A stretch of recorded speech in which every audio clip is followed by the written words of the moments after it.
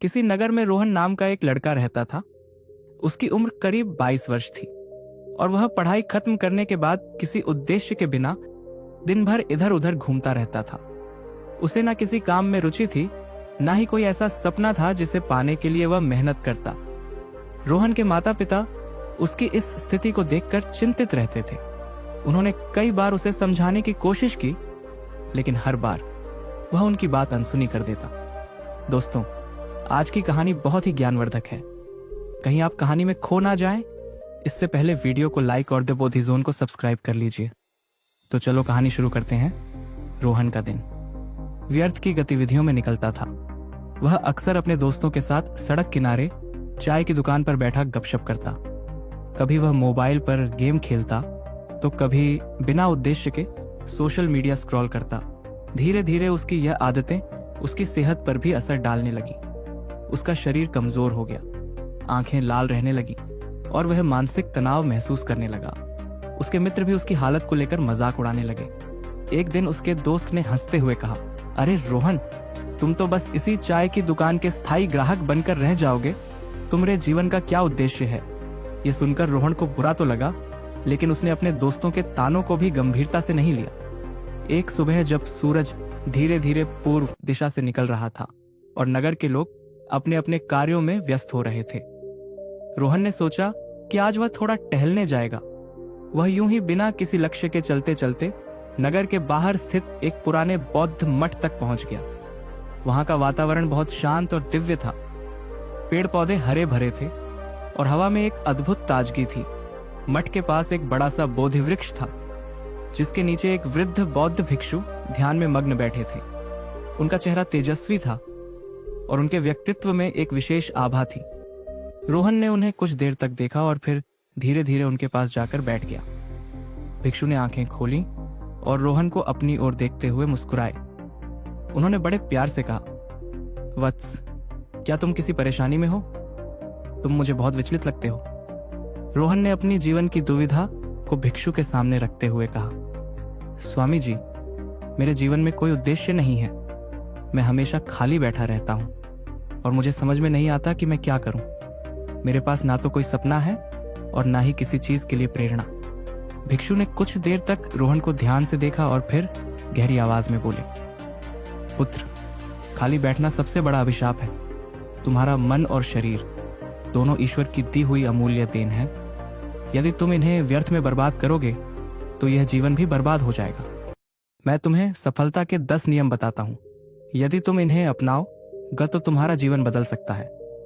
रोहन ने श्रद्धा से सिर झुकाया और भिक्षु की बातों को ध्यान से सुनने के लिए तैयार हो गया। नंबर पट, एक सपनों को लक्ष्य में बदलो। भिक्षु ने कहा, हर व्यक्ति के मन में कोई सपना होता है, परंतु केवल सपने देखना ही पर्याप्त नहीं है। जो अपने सपनों को लक्ष्य में बदलते हैं वही सफलता प्राप्त करते हैं। सबसे पहले यह तय करो कि तुम्हें अपने जीवन में क्या पाना है। यदि तुम यह नहीं जानोगे तो तुम्हारा जीवन बिना दिशा के एक भटके हुए जहाज की तरह होगा। यह सुनकर रोहन ने सोचा कि उसने अपने जीवन में कभी कोई लक्ष्य निर्धारित नहीं किया था। उसका मन पहली बार अपने जीवन की दिशा के बारे में सोचने पर मजबूर हुआ। नंबर 2, समय का सही उपयोग करो। भिक्षु ने आगे कहा, पुत्र, संसार में समय सबसे मूल्यवान चीज है। यदि तुम समय को बर्बाद करते हो तो यह कभी लौट कर नहीं आता। जो व्यक्ति समय की कदर नहीं करता उसे जीवन में सफलता नहीं मिलती। हर क्षण को एक अवसर की तरह देखो और उसका सदुपयोग करो। एक थक दिन वही है जिसमें तुमने कुछ नया सीखा हो या कोई ऐसा कार्य किया हो जो तुम्हारे लक्ष्य के करीब ले जाए। भिक्षु ने एक कथा सुनाई। प्राचीन समय में एक राजा था जो बहुत आलसी था। उसके राज्य का हाल बुरा था क्योंकि वह हमेशा सोचता रहता कि वह कल से काम करेगा।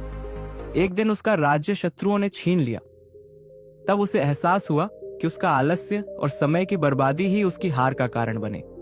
नंबर 3, ध्यान और एकाग्रता को अपनाओ। ध्यान वह साधन है जो तुम्हारे विचलित मन को एकाग्र करता है। यदि तुम प्रतिदिन ध्यान करोगे तो तुम्हारा मन शांत होगा और तुम्हारी एकाग्रता बढ़ेगी। भिक्षु ने कहा, उन्होंने एक बोधक घटना सुनाई। किसी समय एक युवा साधक अपने ध्यान में बहुत परेशानी महसूस करता था। उसका मन भटकता था और उसे कभी शांति नहीं मिलती थी। फिर उसके गुरु ने उसे पेड़ की जड़ों को देखने का निर्देश दिया। साधक ने देखा कि जड़ें जमीन में गहराई तक फैली हैं और मजबूत हैं। गुरु ने कहा, जैसे जड़ें पेड़ को स्थिर बनाती हैं, वैसे ही ध्यान तुम्हारे मन को स्थिर करेगा। तब से साधक का जीवन बदल गया। नंबर 4, छोटी छोटी आदतें विकसित करो। भिक्षु ने रोहन को बताया, हर बड़ा परिवर्तन छोटी छोटी आदतों से शुरू होता है।